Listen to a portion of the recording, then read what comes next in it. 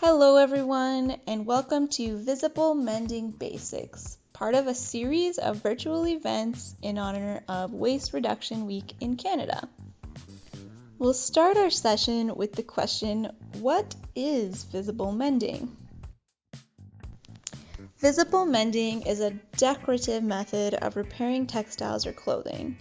So if you have a piece of clothing that's ripped or has holes and you're going to repair it, instead of trying to hide the area you've repaired, you actually want to make it stand out in a unique way. So we're bringing attention to the imperfections of our garment or blanket or other textile. Visible mending is a great way to keep our well-loved items out of landfills. So instead of chucking something when it gets a hole, you're basically turning it into a piece of wearable art. Visible mending is a series of techniques that are inspired by the Japanese art of sashiko stitching. In sashiko stitching, the artist is not necessarily trying to hide the thread using a color that is similar to the fabric that they're working on. Instead, it's typically done by hand, and we're aiming for visible stitches. The same can be said for visible mending, where the stitches are often done by hand, freeform, or imperfect. There's no one specific technique that falls under the category of visible mending, but rather visible mending employs the use of a variety of repair techniques that might include the use of appliques, bold patches, darning and weaving techniques, hand embroidery, and more. If you open up a search engine and look up the hashtag visible mending, it'll result in thousands of unique mending ideas and repair projects. Because hand stitching or visible stitching or imperfect stitching is heavily used in the process of visible mending, I recommend that you start your visible mending practice with practicing your stitches. That's where we're going to start today. So I'm going to show you just a few different hand embroidery stitches that you can use in your visible mending projects. And then I'll follow up with some tips and tricks that you can consider using when working through a repair, as well as some resources that you may choose to access throughout your visible mending journey. I've gone ahead and penciled in a few lines on my practice fabric to use as a guide while I'm stitching. Our very first step will be to thread our needle. I'm using embroidery floss today, but you can use whatever thread that you have on hand. The thickness and width is totally a personal choice. I'm going to take my two loose ends and tie them into a knot and create what's known as a double thread. Many people choose not to create a double thread and actually don't use any knots when they're embroidering, but I just prefer to have it this way so I don't pull my thread all the way through the fabric. Let's begin with a simple stitch known as the running stitch. To begin our running stitch, we're going to poke our needle up through the back of the fabric. Then we'll move our needle about a 1/4 inch away from that first hole and poke our needle back down through the fabric. We'll come back up through the fabric about a 1/4 inch away.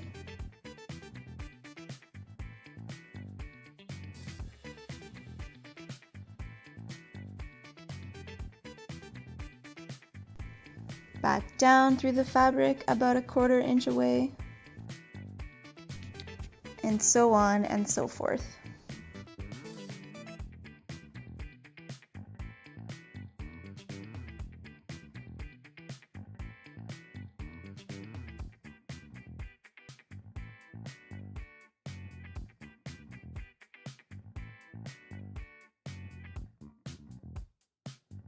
The running stitch is also a great stitch to use to make interesting designs. For example, if you add a vertical running stitch over a horizontal running stitch, you can make little X's or plus signs, And if you add diagonal running stitches to your horizontal running stitch, you can make stars or flowers.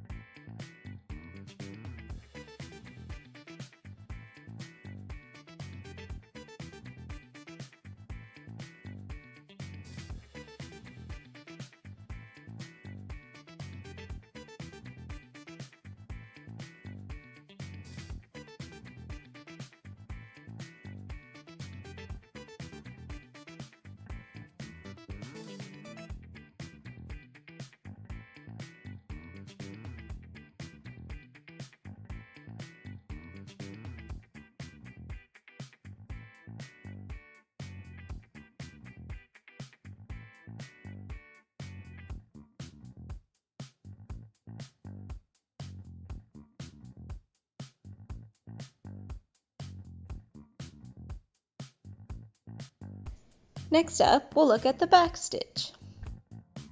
To complete the back stitch, you'll start with a simple stitch, going up through the back of the fabric, moving the needle 1/4 of an inch away and going back down the front of the fabric.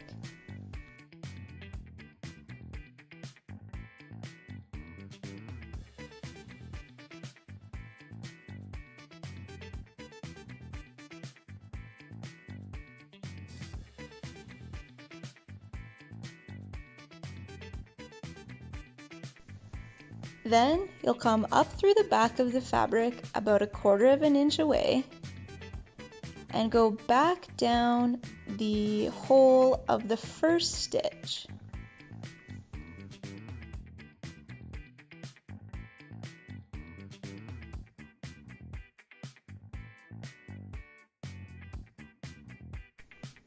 Come up through the back about 1/4 inch away and back down through the last stitch.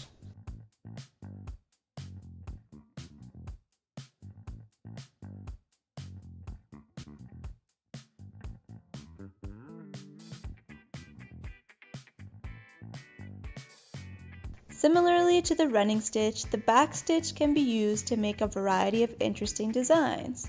Here I'll angle my back stitch to create a zigzag pattern.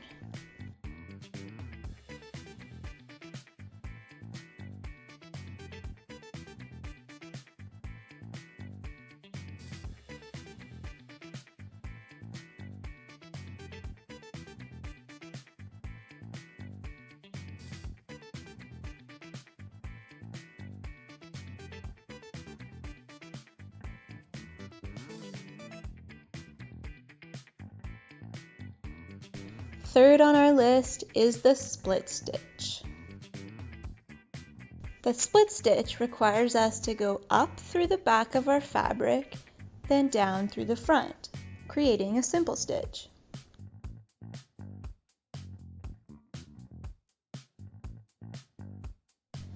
Then we'll come back up through the back of the fabric, but this time we're gonna go through the middle of the stitch we just created, splitting the stitch. Then we'll go back down through the fabric about a stitch length away.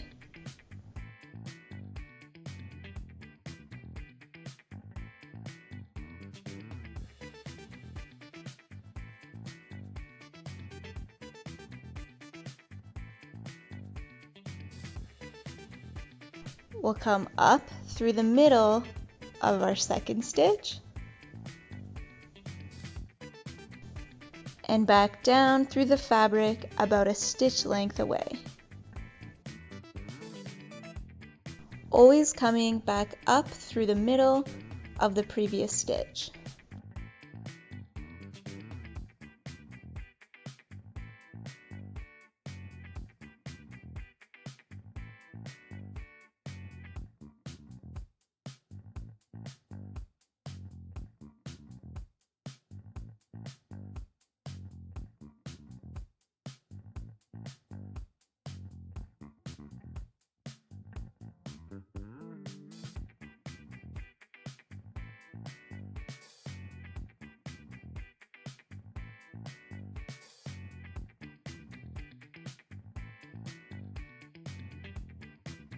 Now let's work on the chain stitch.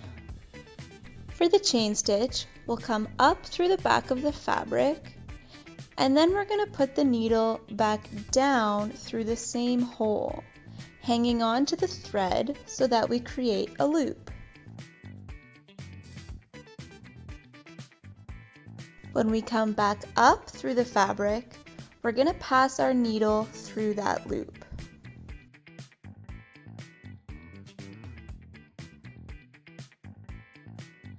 You don't want to pull too tight here because you want that first loop to be visible. Now our needle will go back down through the hole we just came up, and we're going to create another loop.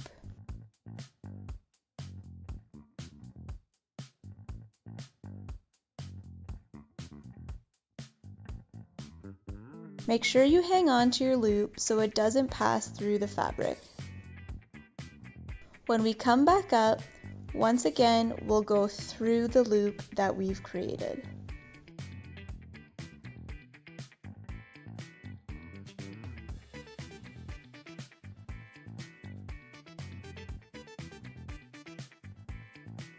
Carry on this pattern of going up through the fabric, down through the same hole, creating a loop, and coming back up, passing your needle through the loop that was just created.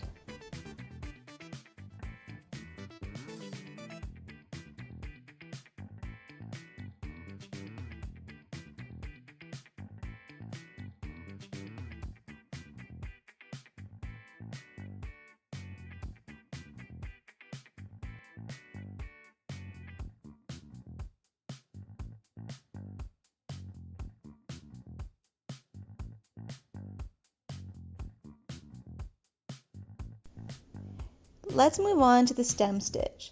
The stem stitch creates a stitch that looks twisted.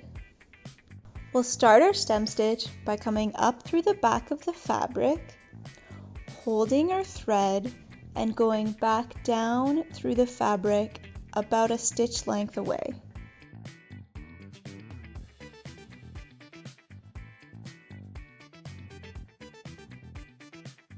When we come back up, we'll come back up through the middle of our two holes.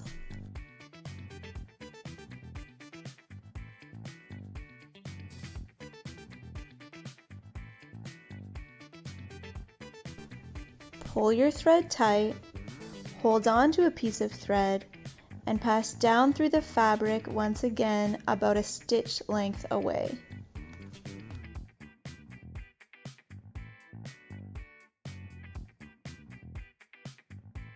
When we come back up, we'll come up right beside the end of our last stitch.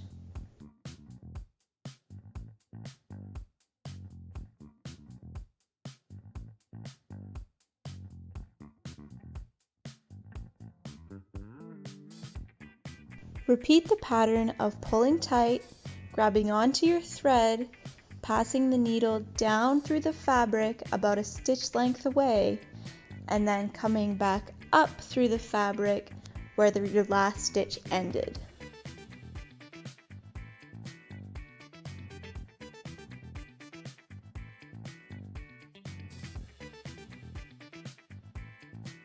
It will take a few stitches, but eventually you'll start to see the twisted pattern emerge.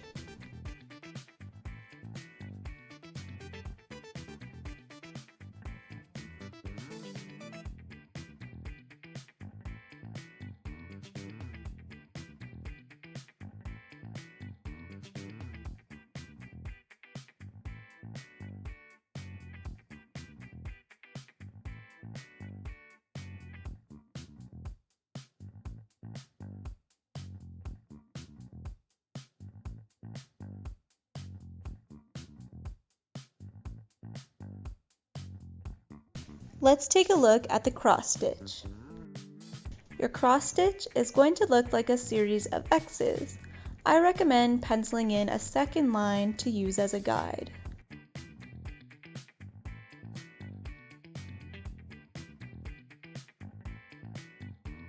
We'll come up through the second line of the fabric about a stitch length away. Then we're going to go down through the fabric at the very beginning of the bottom line.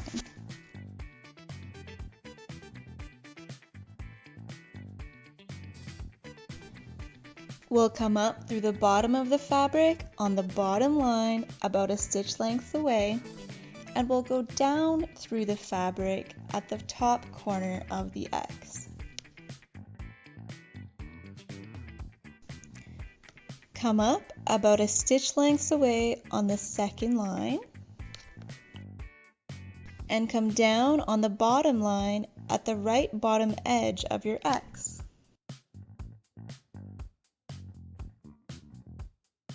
Come up on the second line at the edge of your first X, and come down through the fabric on the first line at the edge of your second X.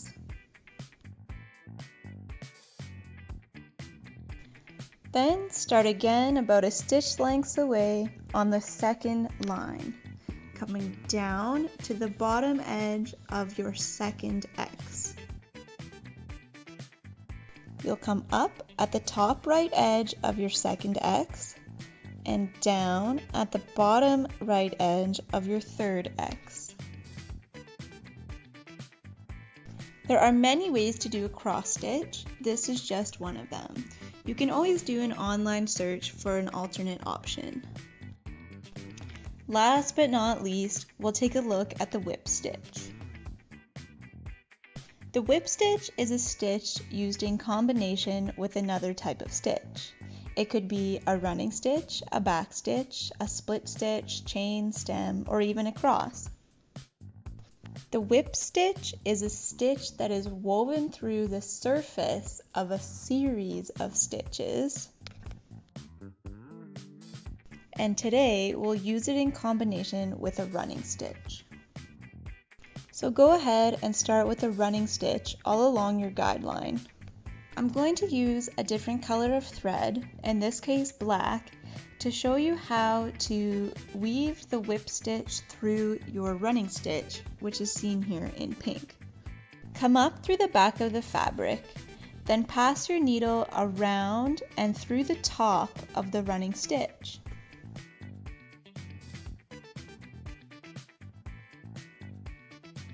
Move your needle to the top of the next running stitch and pass it through over the surface. Once again, move your needle to the top of the next running stitch, pass it through the surface, and continue on until you've reached the end of your line.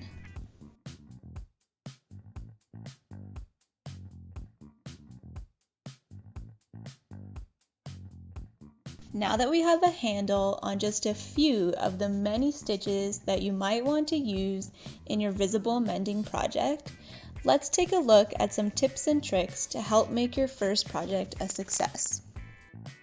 Tip number 1 is to be creative. If your knowledge of sewing, embroidery, and textile repair is limited, don't aim for perfection. The beauty of visible mending is that it's artistic, creative, and unique. If you're just getting into visible mending and would consider yourself a beginner, you'll wind up super frustrated if your expectations are too high. Instead, try to enjoy the process and the creativity that lends itself to this method of repair. Tip number 2, consider fabric type. It's important to consider the type of fabric that the item you're trying to repair is made of. If you wanted to add a patch, for example, to cover up a large hole, it'll be a lot easier to sew on a patch that's made out of the same fabric. Different fabrics and materials have their own unique properties, such as how far a fabric will stretch, what the width of the fiber that makes up the fabric is, etc. By trying to match up like fabrics with like fabrics, for example, a patch with the jeans that you're about to adhere it to or sew it to, or otherwise the thread that you're about to use to darn a sock, you'll likely have an easier time sewing, embroidering, or mending these materials together. Tip number 3, avoid worn edges. If you have an item with a hole, it's likely that the fabric directly around the hole is not very strong. Sewing a patch onto this fabric or darning your thread right to the weak edges of the fabric is going to result in you needing to repair your item again. If you can, work on attaching additional material or adding stitches to the areas beyond the worn fabric where the material is likely stronger. If the area you're working on feels thinner than the rest of the garment or textile that you're looking to repair, or has frayed edges or a bunch of loose threads, it's likely a worn zone that you want to avoid. Tip number 4, bigger is better. This tip relates back to the last tip about avoiding worn fabric. Don't be afraid to use larger pieces of scrap fabric or large patches to cover up a hole. By covering up the hole as well as the worn edges around the hole, you're going to create a better, stronger repair. Tip number 5, color matters. Consider how the colors you select will go together. Even if you don't have a lot of scrap fabric or scrap materials and thread lying around, thinking about how to use the ones that you do have together in a harmonious color palette will result in an object that you want to wear again and again. If you don't like the colors you've selected, you don't like the way they go together, you don't like the way that they make you feel, then you're likely not going to continue wearing the item that you've fixed. And by being considerate of our color palette, we're making decisions that will help us do just that. The goal here is to keep our garments and textiles in rotation for as long as we possibly can. I hope you've enjoyed this short lesson on visible mending and that it's covered some of the basics for you. If you're interested in diving a little bit deeper, the library has a pretty good selection of books that are available to borrow for free. I'll post a link to the book list in the comments section below this video.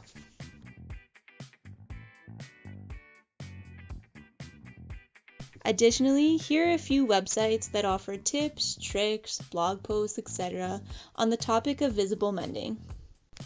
www.visiblemending.com, www.spinoffmagazine.com, and www.loveyourclothes.org.uk. Please don't be shy to share your visible mending projects with the Greater Sudbury Public Library through our social media channels. You can check us out on YouTube, Facebook, Instagram, and Twitter. Happy mending, everybody!